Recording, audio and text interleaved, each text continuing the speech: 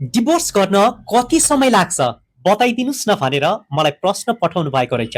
आउनुहोस् यस विषयमा छोटकरीमा चर्चा गरौँ।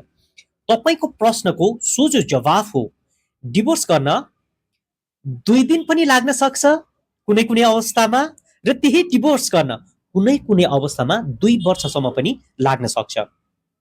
अब मैले यति बोल्न साथ तपाईँहरूको मस्तिष्कमा एउटा जिज्ञासा उठान भएको हुनुपर्छ।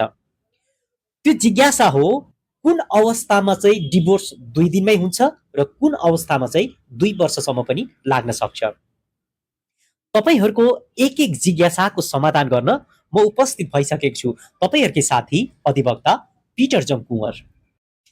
यदि श्रीमान र श्रीमती दुवैजना सम्बन्ध विच्छेद गर्न अथवा डिभोर्स गर्न तयार छन् भने श्रीमान र श्रीमती दुवैजनाको समझदारीमा सम्बन्ध विच्छेद गर्दा डिभोर्स गर्दाखेरि यस्तो डिभोर्स 2 दिनमै हुन्छ।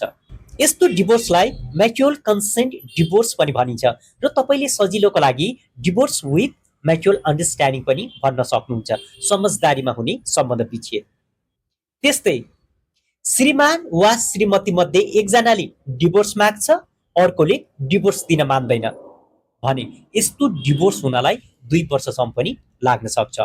यस्तो डिभोर्सलाई कन्टेस्टेड डिभोर्स अथवा divorce with lack of mutual understanding पनि भन्न सकिन्छ, असमझदारीताको बावजुद पनि हुने सम्बन्ध विच्छेद।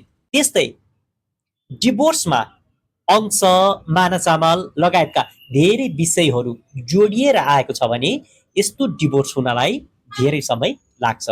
अब मैले यहाँ तपाईँहरूलाई 2 वर्षसम्म पनि लाग्न सक्छ भने, तर ठ्याक्कै 2 वर्ष चाहिँ होइन, यहाँ दिन गनेर कसैले पनि यति वर्ष लाग्छ यति समय लाग्छ भनेर भन्न सक्दैन। कुनै कुनै अदालतमा 3-4 महिना छिटो पनि होला अथवा ढिलो पनि हुन सक्ला। कुनै कुनै अदालतमा मुद्दाको चाप अनुसार 2 वर्षभन्दा 2-4 महिना बढी पनि लाग्न सक्ला। त्यस्तै कतिपय जटिल विषय समावेश भयो भने नि 3-4 वर्षसम्म पनि लागेको उदाहरणहरू हामीले अनुभव गरेका छौँ। त्यसैले यदि श्रीमान र श्रीमती डिभोर्स गर्न तयार भएको अवस्थामा चाहिँ 2 दिनमै डिभोर्स हुन्छ। एकजनाले डिभोर्स माग्यो, अर्कोले डिभोर्स दिन मानेन र डिभोर्सको सँगसँगै अन्य विषयवस्तु पनि जोडिएर आएको अवस्थामा चाहिँ डिभोर्स हुन 2 वर्षसम्म अथवा त्यसको आसपाससम्म लाग्न सक्छ। यदि तपाईँहरू यही विषयमा थप जानकारी लिन चाहनुहुन्छ अथवा अन्य कुनै पनि कानुनी जिज्ञासाहरू समाधान गर्न चाहनुहुन्छ भने दिएको व्हाट्सएप नम्बरमा हामीलाई मेसेज गर्नुहोस्। आशा गर्छु आजको प्रश्नको जवाफ तपाईँहरू सबैले बुझ्ने शैलीमा दिन सके।